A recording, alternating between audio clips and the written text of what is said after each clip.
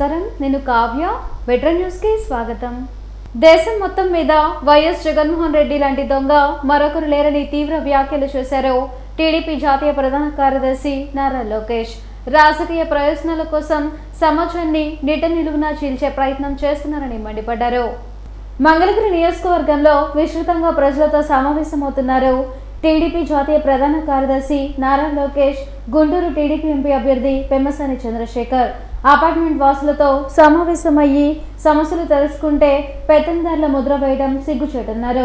గత ప్రభుత్వ హయాంలో మంగళగిరిలో ఎయిమ్స్ కేంద్రం సాయంతో నిర్మిస్తే కనీసం నీటి కనెక్షన్ ఇవ్వలేని దౌర్భాగ్యపు ముఖ్యమంత్రి జగన్ అని ధ్వసమెత్తారు. జేటాక్స్ కారణంగా అనేక కంపెనీలు ఇతర రాష్ట్రాలకు తరలి వెళ్లాయన్నారు. జగన్ దృష్టంతా అవినీతి సంపాదనపై తప్ప అభివృద్ధి, ఉద్యోగాల కల్పనపై లేదని విమర్శించారు. చంద్రబాబు నేతృత్వంలో ప్రజాప్రభుత్వం అధికారంలోకి వచ్చాక ఆగిపోయిన రాజధాని అమరావతి పనులు తిరిగి ప్రారంభిస్తామని తెలిపారు. మొన్న ఎన్నికల్లో కులం వాడారు. ఈ ఎన్నికల్లో ఏకంగా పేదవాళ్ళకి పెత్తందారు మధ్య యుద్ధం అంటున్నాడు. నేను పొద్దున్న పూట ఇట్లా అపార్ట్మెంట్ బ్లాక్ లో మీటింగ్ పెట్టుకున్నాను. ఇది 6వ రోజు, 6వ మీటింగ్. వైకాపా పార్టీ వాళ్ళు ఇది చూపించి పెత్తందారులతో మీటింగ్ అంటున్నారు. అంటే చూడండి ఎలా సమాజాన్ని విడగొడుతున్నారు. మంగళగిరికి అద్భుతమైన అవకాశం ఉంది అభివృద్ధి చెందడానికి. 5 సంవత్సరాలు కాండ్రు కమల గారు, మరొక 10 సంవత్సరాలు ఆల రామకృష్ణారెడ్డి గారు ఎమ్మెల్యేలుగా పరిపాలించారు. కానీ మంగళగిరిలో ఎలాంటి అభివృద్ధి జరగలేదు. సో వాళ్ళు నేను చాలా స్పష్టంగా చెప్పాను, డ్రైనేజ్ పనులు పూర్తి చేస్తాం, ఈటీపీ ప్లాంట్ పెడతాం, వాటర్ మొత్తం ట్రీట్ చేసిన తర్వాతనే పంట కాలాల్లో వదిలి పెడతాను కూడా నేను రైతులకు హామీ ఇస్తున్నాను, మీకు హామీ ఇస్తాను. ఎందుకంటే జగన్ మించిన దొంగలు లేరు. ఇప్పటికీ చంద్రబాబు నాయుడు గారు స్పష్టంగా ఒక్కొక్క ప్రాంతానికి ఒక్కొక్క ఫోకస్ ఏరియా ఇచ్చారు. ఐటీ డెఫినెట్లీ వీళ్ళు కూడా విశాఖపట్నం. గుంటూరు పార్లమెంట్ నియోజకవర్గ వైసీపీ ఎంపీ అభ్యర్థి కిలారి వెంకట రోసయ్య, తూర్పు నియోజకవర్గ ఎమ్మెల్యే అభ్యర్థి నూరి ఫాతిమా కొత్తపేట శివాలయంలో ప్రత్యేక పూజలు చేశారు. తూర్పు నియోజకవర్గ వైసీపీ అభ్యర్థి నూరి ఫాతిమాతో కలిసి ఎంపీ అభ్యర్థి కిలారి రోసయ్య నగరంలో పర్యటించారు. ఈ సందర్భంగా ఆయన మీడియాతో మాట్లాడుతూ శిథిలావస్థకు చేరిన బీఆర్ స్టేడియంను శాప్ ఆధ్వర్యంలోకి తీసుకుని ప్రభుత్వం చేపట్టిన అభివృద్ధి పనులు కొనసాగుతున్నాయన్నారు. క్రీడలకు ప్రాధాన్యత ఇస్తూ బీఆర్ స్టేడియం అభివృద్ధికి పూర్తి స్థాయిలో పనిచేస్తామన్నారు. 10 సంవత్సరాల పాటు ఎంపీగా ఉన్న టీడీపీ ఎంపీ గుంటూరు పార్లమెంట్ పరిధిలో ఎలాంటి అభివృద్ధి కార్యక్రమాలు చేపట్టలేదని ఆరోపించారు. ఆయన స్థానంలో వచ్చిన ఎన్ఆర్ఐ టీడీపీ ఎంపీ అభ్యర్థి సామాన్యులకు అందుబాటులో లేని హామీలు ఇస్తున్నారని విమర్శించారు. గుంటూరులో మొట్టమొదటిది ఈ యాదాపు కోస్తా ప్రాంతంలో అత్యంత పురాతనమైన స్టేడియం బీఆర్ స్టేడియం. దాన్ని ఇవాళ శాప్ ఆధ్వర్యంలో తీసుకొని ఇంటర్నేషనల్ క్రికెట్ స్టేడియం చేయడానికి వాళ్ళు పనులు మొదలుపెట్టారు.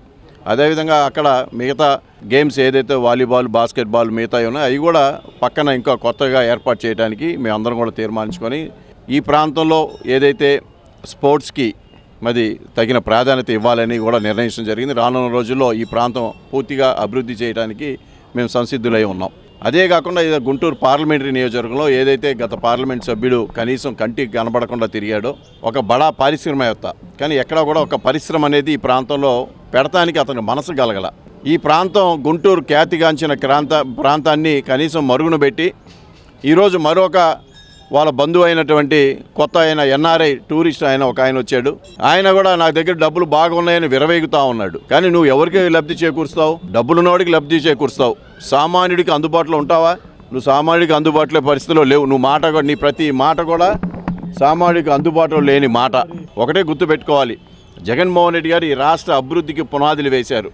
అభివృద్ధి లేదు అని మాట్లాడే ఈ ప్రతిపక్ష పార్టీలకి అభివృద్ధి ఏంటంటో సమాధానం చెప్పమంటున్నా.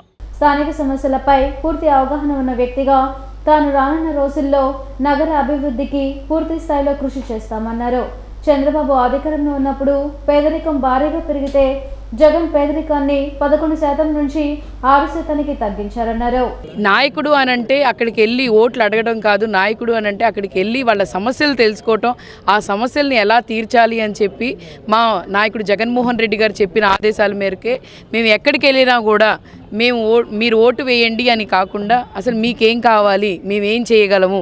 ఈ 10 సంవత్సరాలు మీరు చూసుకుంటే 5 సంవత్సరాలు ప్రతిపక్షంలో ఉన్నా కూడా నాన్నగారు సొంత నిధులతో, ముస్తఫా గారు సొంత నిధులతో ఎన్నో కార్యక్రమాలు చేశారు. అదేవిధంగా మేము వచ్చిన తర్వాత ఎన్నో కార్యక్రమాలు, గుళ్ళకి కూడా మరి ఎండోమెంట్ నుంచి మనీ శాంక్షన్ చేయించి దానికి మొత్తం మరమ్మతులన్నీ చేయిస్తూ ఉన్నాము.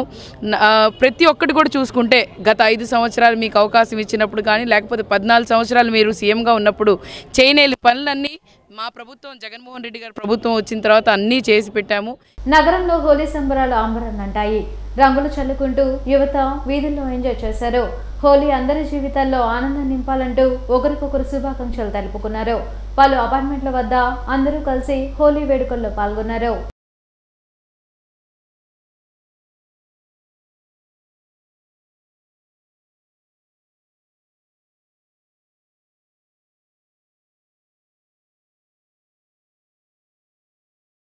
సినీ హీరో రామ్ చరణ్ జన్మదినాన్ని పురస్కరించుకుని గుంటూరులో సేవా కార్యక్రమాలు, ప్రత్యేక పూజలు కొనసాగుతున్నాయి. చిరంజీవి ఫ్యాన్స్ అసోసియేషన్ ఆధ్వర్యంలో కొత్తపేట ఆంజనేయ స్వామి దేవాలయంలో ప్రత్యేక పూజలు చేశారు. రామ్ చరణ్ పుట్టినరోజు సందర్భంగా 1,00,000 తమలపాకుల పూజను నిర్వహించారు. Mega power star Ram Charan కలకాలం క్షేమంగా ఉండాలని కోరుకున్నారు. కార్యక్రమంలో మేకల రవీంద్రబాబు, జనసేన నాయకులు నేరెల సురేష్, ఆళ్ల హరి, సత్యం, నాగేశ్వరరావు, మిర్యాల శంకర్రావు తదితరులు పాల్గొన్నారు. Mega power star Ram Charan జన్మదిన వేడుకలో భాగంగా ఈరోజు 1,00,000 తమలపాకుల ఆకు పూజ గుంటూరులో ఉన్నటువంటి ఒక విశిష్ట దేవాలయం ప్రసన్నాంజనేయ స్వామి టెంపుల్లో ఈరోజు ఆ దేవాలయంలో ఈరోజు 1,00,000 తమలపాకుల పూజా కార్యక్రమం జరుగుతుంది.